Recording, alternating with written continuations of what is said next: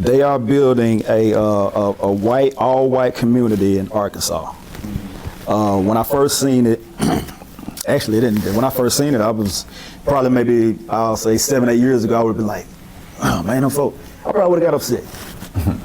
But now I'm like, are they wrong for building their own isolated community where they don't want other people in? Is it racist?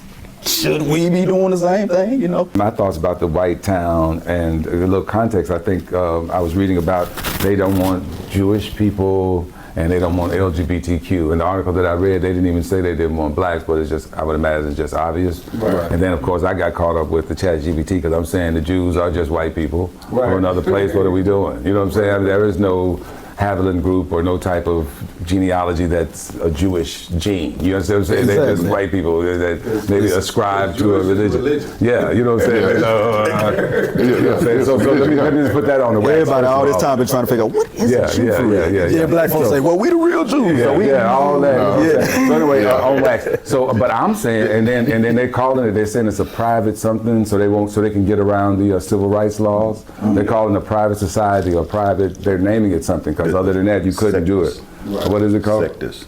Okay. But I think it's, but on paper though, it's just like if you got a 501c3, you got to be for everybody. If you got a private group like a country club or something, like you don't have to, memberships. you see what I'm saying? So that's how they're organizing this town.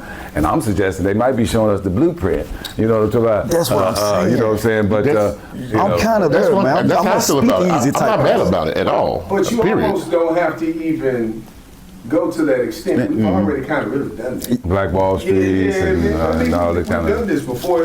See what it is when history repeats itself. It just gets loud. And now it's just some of y'all we don't want to let in. Because now we got big voice to get louder. I ain't scared of y'all, man. And so we have to start thinking in our minds when we see history repeating itself. All we go back at the origin is really comes back to trying to sustain yourself in an environment where you can control it. Yeah. And so African Americans did it by force because Segregation. because of segregation. Then now those in the mindset, because there are a lot of people, and if you go on the internet right now, you hear a lot of black people saying segregation was good for us because it made us basically go in and our finances and everything that we did matriculated through our community and circulated through our community, and people thrived in that environment because we had to create our own ecosystem in America in order to exist.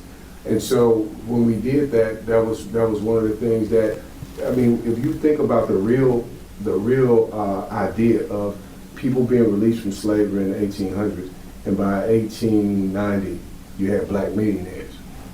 You know, And then by 1900s, you didn't, not so much. With Birth of a Nation and these kind of things came out. And because to your point, I was fascinated when I saw like in the 1870s and 80s, little bit first part 80s, you had black congressmen. You know, you had black people. Because oftentimes our reference point starts with Harriet Tubman. You know, just something that we know that, in my opinion, we don't even get a good overview of even how that went. You know, now as a grown man, I had to go back and look at a lot of this stuff, But we had congressmen, we had people, because it was the Fusion Party, the Republican Party, I think, and the Democratic Party. And then the Fusion Party and the Republican Party kind of got together because they were both poor and they're trying to do whatever they was doing. And then by 1889 or whenever the Ku Klux Klan came up, that's when it all went downhill.